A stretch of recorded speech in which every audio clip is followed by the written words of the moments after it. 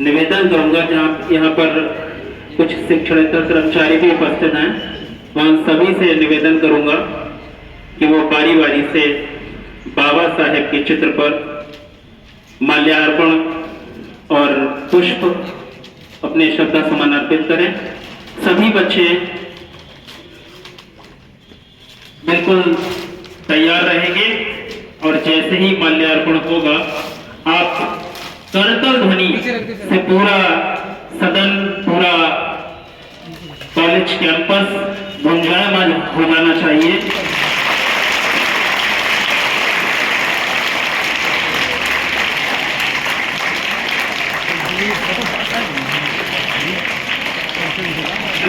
बहुत बहुत धन्यवाद सर। और ये एक योगा भी होता है, ताली को दोनों हाथों से रगड़ना या बजाना, ये एक तरह से योगा भी होता है। तो आप लोग इस तरह से कुछ तालियों को बजाएंगे कि तालियों की आवाज बंद नहीं होनी चाहिए। मैं इसके साथ साथ सभी उपस्थित महानुभावों से ये विनम्र निवेदन करना चाहूंगा कि वो कृपया करके बारी बारी से पहुंचे और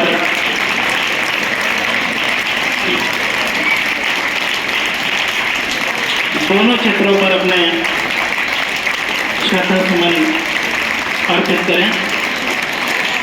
आज बच्चों की तालियां ये बता रही हैं कि बच्चे भी बाबा साहेब भीमराव अम्बेडकर जी को अपनी श्रद्धांजलि दे रहे हैं, अपने श्रद्धा सुमन अर्पित कर रहे हैं।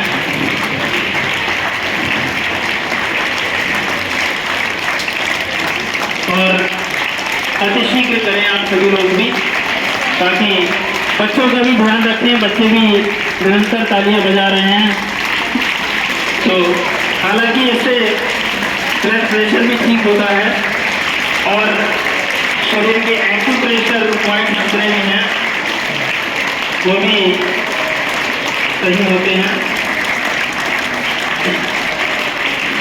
और कुछ बच्चे भी तैयार रहे।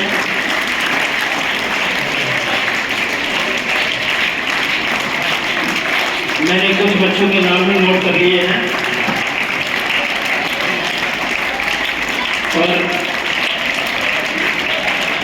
बलदेव सर से ये रिक्वेस्ट कि बच्चों के लिए एक तो फोटो ले लें, या वीडियो बना रहे हैं तो वीडियो बना लें। बच्चे भी बड़ी मेहनत से अपने भावनाएं व्यक्त कर रहे हैं।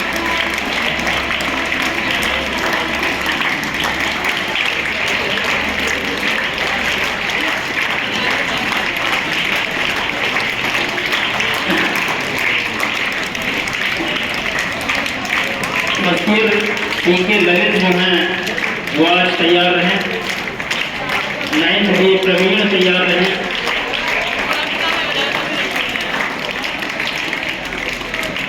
10th ए हर्षित तैयार रहे।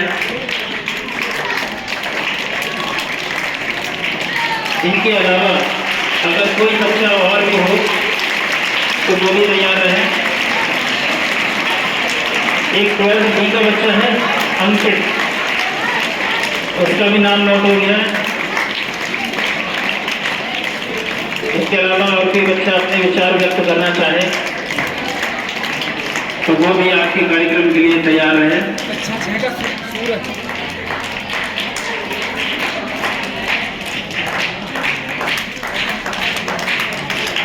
और हमारे सर राहुल त्रिपाठी सर ने बताया है, एक बच्चे का नाम है सूरज, कक्षा 6। वो बच्चा काफी होशियार समझा जा रहा है और वो बच्चा भी तैयार रहे। तो 12th D Ankit, 1st year B Lalit, 10th A Harshit, 9th B Praveen और कक्षा 6 सूरज, ये बच्चे तैयार रहे। और जो वक्ता यहाँ पर बोलने आए उनके विचारों को आप ध्यान से सुनेंगे तो प्रत्येक व्यक्ति तैयार हो जाएगा, क्योंकि आज ऐसे व्यक्तित्व के बारे में बताया जाएगा जिनके बारे में चर्चा करते हुए हमारे व्याख्यान कम पड़ जाते हैं, हमारी सभाएं कम पड़ जाती हैं। लेकिन उनके चरित्र का वर्णन जो है वो कम नहीं होता, क्योंकि जो संघर्ष से निकला हो वो महान बंदा ही है जिसने अपने जीवन में संघर्ष देखा हो। बाबा साहेब भीमराव अंबेडकर जी, जिन्होंने बचपन से ही एक मेधावी होने का परिचय दिया और बचपन में उन्होंने जाति पात का बहुत दंश झेला है। ऐसे बाबा साहेब भीमराव अंबेडकर जी का आज महापरिनिर्वाण दिवस है। मैं सर्वप्रथम अपने विद्यालय के उप प्रधानाचार्य आदरणीय दयाराम सर को बुलाना चाहूंगा और उन्हें बुलाते हुए मुझे 2 लाइनें याद आ रही हैं कि नजर की जस्तजू अपनी नजर पर थामने आओ, पुकारा जिंदगानी की सुबह ने शाम को आओ। नवल प्रस्तावना है ये, नवल प्रस्तावना है तो हृदय में भावना है तो, अगर संभावना है तो हमारे सामने आओ। आदरणीय दयाराम।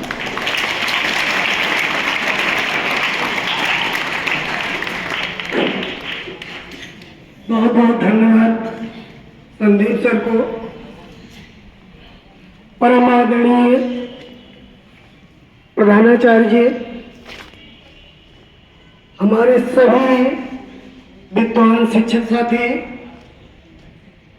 प्यारे बच्चों, आज हम 2 लोगों के बारे में देख रहे हैं कि एक व्यक्ति ने धर्म की रक्षा के लिए अपने प्राणों की आहुति दे दी, गुरु तेग बहादुर। गुरु का नाम ही सबसे ऊपर होता है, ये ध्यान रखिए। ईश्वर से बढ़कर गुरु होता है। तो ऐसे गुरु को हम सत सत नमन करते हैं, अपने श्रद्धा सुमन अर्पित करते हैं। और दूसरे जो आप चित्र देख रहे हैं, संविधान शिल्पी, सामाजिक न्याय के पुरोधा, नारी के मुक्तिदाता, शोषितों के त्राता, संविधान निर्माता, राष्ट्र नायक डॉक्टर भीमराव अंबेडकर की आज हम पुण्यतिथि यानी परिनिर्वाण दिवस मना रहे हैं। बाबा साहब के बारे में जितना भी कहा जाए हमारे द्वारा वो बहुत ही कम है, क्योंकि इनको जो पढ़ लेगा बाबा साहब को, वो समझ लीजिए अपने जीवन को धन्य कर लेगा। जिन्होंने समझ लिया इनके जीवन को, जिन्होंने समझ लिया इनके चरित्र को, जिन्होंने समझ लिया इनके कार्यों को, वो समझ लीजिए नित्य प्रति आगे ही बढ़ता जाएगा। चाहे जितनी मुश्किलें आपके में क्यों आए, जितनी आए समस्याएं, अगर आपने इनको पढ़ लिया तो समझ लीजिए, समझेंगे कि हमारी समस्याएं कुछ नहीं है, ना के बराबर है। तो चाहे देखिए 3 विद्वान शिक्षक लीजिए इस समय भारत में। एक तो सभी जानते हैं जो आईएएस की कोचिंग देते हैं, डॉक्टर विकास दिव्य कीर्ति। दूसरे ओझा सर, अवध ओझा। और तीसरे जो विद्वान शिक्षिका है बनिता। आप इनको पढ़ करके देखिए, ये कहते हैं कि अगर आप बाबा साहब को पढ़ लेते हैं, अगर महिलाएं उनके रोज चरणों में तो पुष्प अर्पित कर लेती है तो समझ लीजिए वो धन्य है, क्योंकि नारियों के मुक्त के लिए बाबा साहब ने बहुत कुछ किया। अब आइए शुरुआत करते हैं इनके सामाजिक जीवन से सन 1906 की बात बताते हैं आपको। सन 1906 में बाबा साहब 15 वर्ष के थे जब इनका विवाह दापोली गांव महाराष्ट्र में पड़ता है भीखू बालनकर की पुत्री रमाबाई से होता है।